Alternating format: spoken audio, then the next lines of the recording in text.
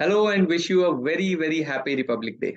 I am Siddharth Rai Mangla from Stockbox Technologies and this is our second video of the Budget 2023 series. First video में हमने discuss किया था कि budgets दो तरह के हो सकते हैं, पॉपुलिस्ट एंड प्रोग्रेसिव। इन दोनों में क्या फर्क होता है, ये दोनों किस तरह के बजट्स होते हैं, गवर्नमेंट की साइकोलॉजी इन दोनों बजट्स में किस तरह से अलग होती है, और इस बार के बजट में गवर्नमेंट एक mix of these two categories लेकर आ सकती है और इसके पीछे क्या वजह है। आज हम ये जानने की कोशिश करते हैं कि वो कौन से सेक्टर्स हैं जिनको इस बजट में सबसे ज्यादा फायदा मिल सकता है या नुकसान हो सकता है, एंड अगर आपका कोई फेवरेट सेक्टर है तो उसके लिए आप इस बजट को किस तरह से रीड कर सकते हो। तो हम शुरू करते हैं। तो सबसे पहले हमें जिस सेक्टर पर इस बजट के लिहाज से नजर रखनी है वो है इंफ्रास्ट्रक्चर स्पेस।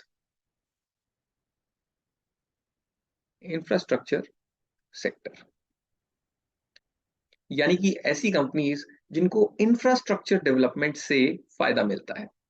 क्योंकि जैसा कि हमने बजट की पहली वीडियो में डिस्कस किया था, अगर इस बार गवर्नमेंट इंफ्रास्ट्रक्चर डेवलपमेंट पर ज्यादा फोकस करती है, जैसे कि रोड्स को कंस्ट्रक्ट करना, ब्रिजेस को कंस्ट्रक्ट करना, नई यूनिवर्सिटीज कॉलेजेस को डेवलप करने की कोशिश करना, या फिर मैन्युफैक्चरिंग को प्रमोट करने की कोशिश करना, तो उस सबसे इंफ्रास्ट्रक्चर स्पेस की कंपनीज को बहुत फायदा मिलने वाला है।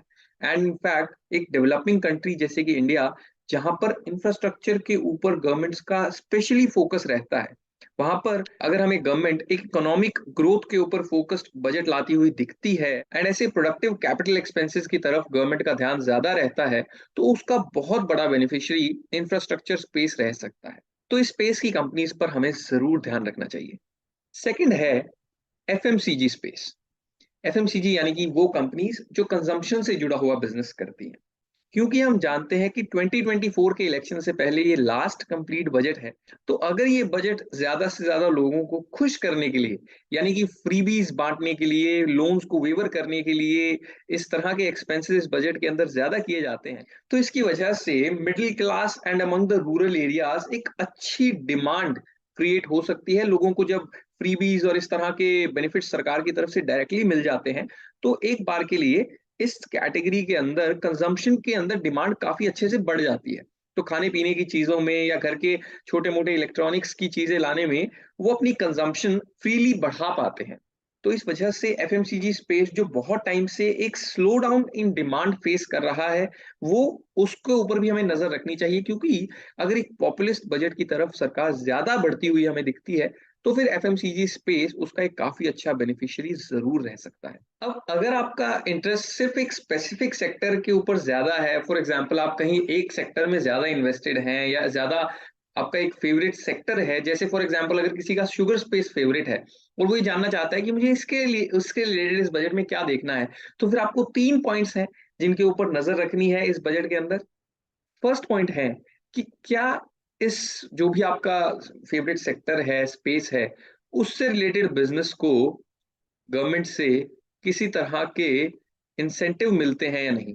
इंसेंटिव यानी कि क्या इस स्पेस में बिजनेस को बढ़ाने के लिए, मैन्युफैक्चरिंग को बढ़ाने के लिए गवर्नमेंट की तरफ से कोई नए इंसेंटिव्स अनाउंस होते हैं या नहीं।